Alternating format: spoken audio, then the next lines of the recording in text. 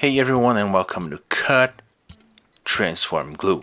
This is the third episode of the Dagger Series, but don't worry, here's everything you need to know.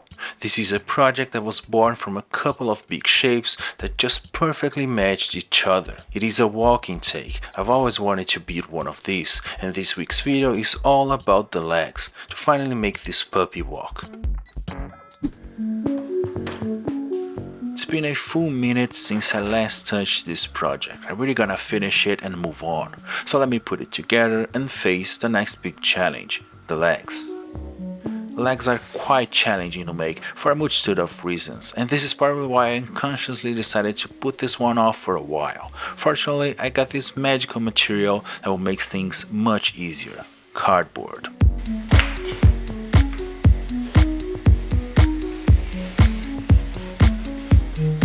I began by cutting the cardboard into strips, then I stacked them using double-sided tape to build up some thickness quickly. I divided that into 3 smaller segments and made some quick and dirty joints using aluminum wire, which is super soft and easy to bend. And here I decided to take some risks. Instead of going with my regular leg geometry, I went for an inverted solution, like chicken legs.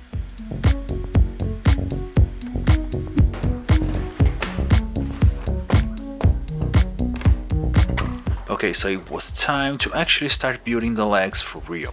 The first gribbly I selected was that orange wheel to make a strong, bulky connection to the waist. That was already decided during the cardboard planing stage, which is a quick way to test shapes and volumes.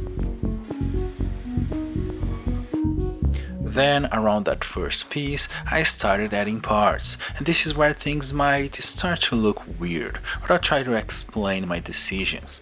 I don't usually work with concept art, so I figure things out as I go, which leads to some odd choices. So if you ever wonder why something is built from parts instead of one big piece, that is probably why. There's also a lot of back and forth, testing pieces on the cutting mat. I sometimes show that in videos, but what you see here is already the cleaned up version of that messy process.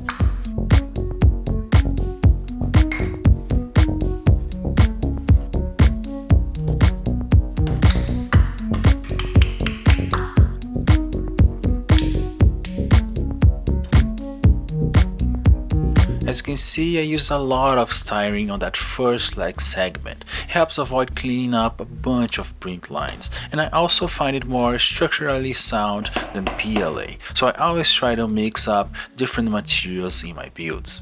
After what was actually more than a couple of days, I was finally done with the first leg segment.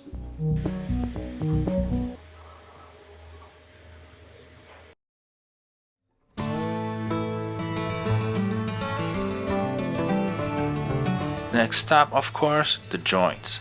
Lately, inspired on a Wi-Fi antenna elbow piece, I've been working on a 3D printed joint that is actually reliable, strong enough to hold the model's weight, still posable and durable as well.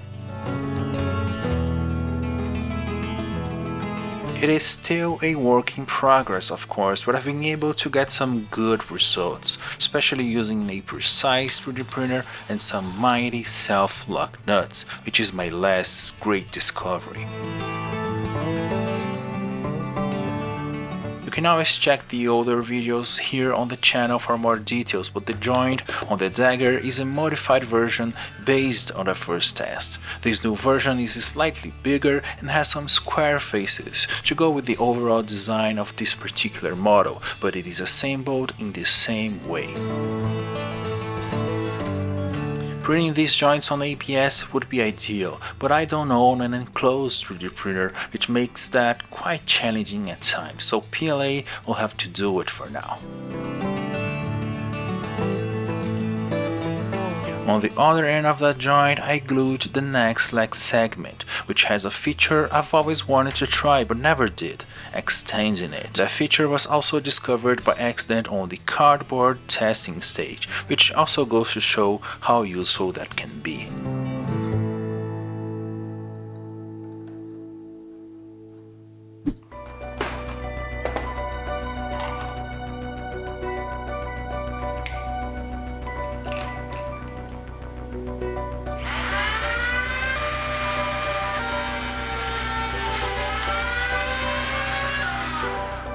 The next big challenge, and probably the most sensitive part of designing robot legs, was making the hip joint.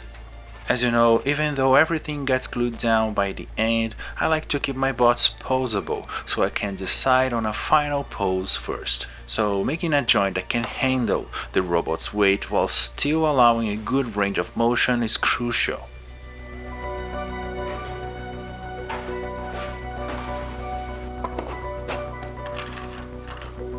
Fortunately, in my collection of structural parts, I had the perfect solution ready to go. Some adjustable plastic connectors, probably from some motion sensor light switches.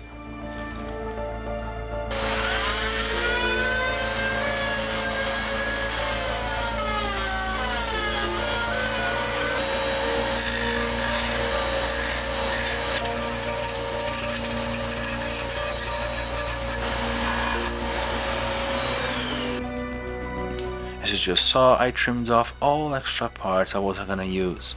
Then I attached it to the middle of a piece that matched its diameter, which was then glued to the leg segment.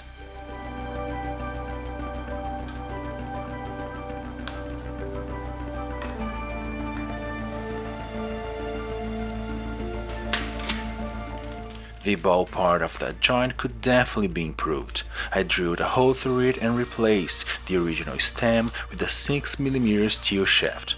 Probably an overkill, and just how I like it.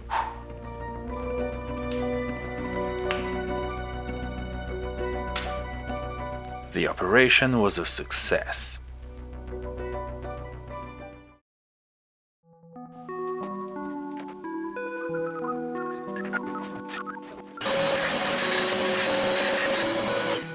Now, of course, everything or almost everything in this project has to be made twice.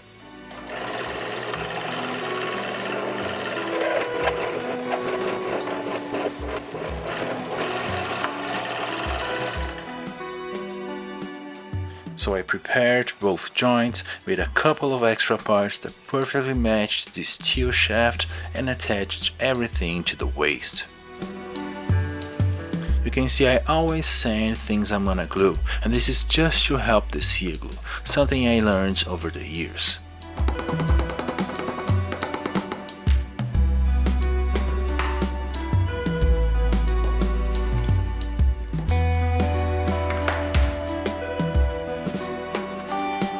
And let me tell ya, seeing the legs connected to the body like that, guess I'm starting to like this chicken leg geometry.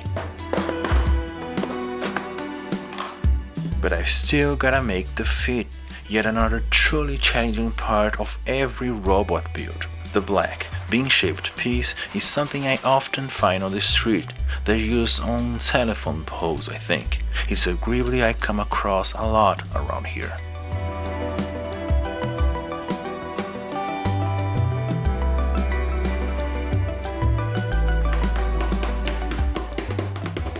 I attached a bunch of things to it, including a ball joint, and it was finally ready.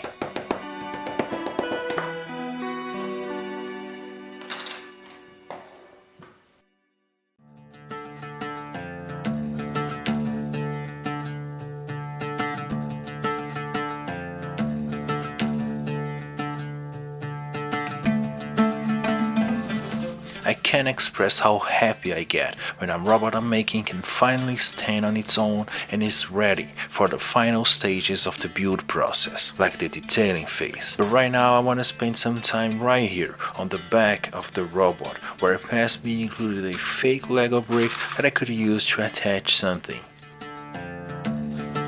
That something, of course, a battery pack.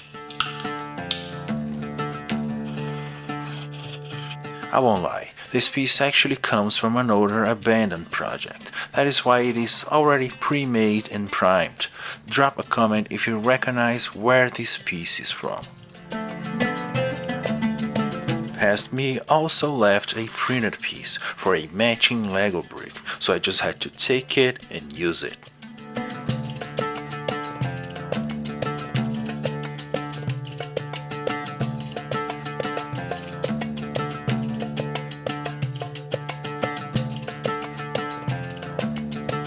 But you wanna know what else this model is missing?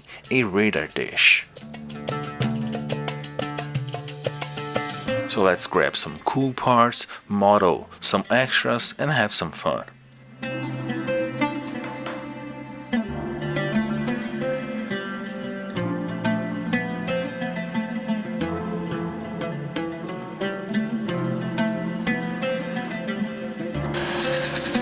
This radar was pretty simple to build, using a thin Wi-Fi antenna elbow with matching parts, a 3D printed angle piece as you saw me make on Fusion 360, and the shiny metallic plate. Well, I'm gonna let you find out. Let me know in the comments if you know where this is from. Pretty uncommon source of parts, I'll tell you that much. I scratched the surface on the top of the model and attached it with some CA glue, and the radar dish was finally finished and installed.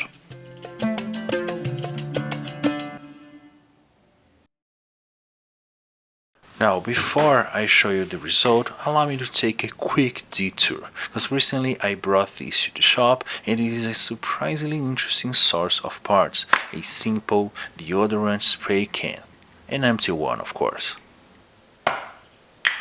Right out of the bat we have the nozzle, I guess. I don't really like this type of plastic, so I usually just throw it away, while keeping the outer cap. But the secret actually lives inside of the bottle. Again, make sure this is totally empty.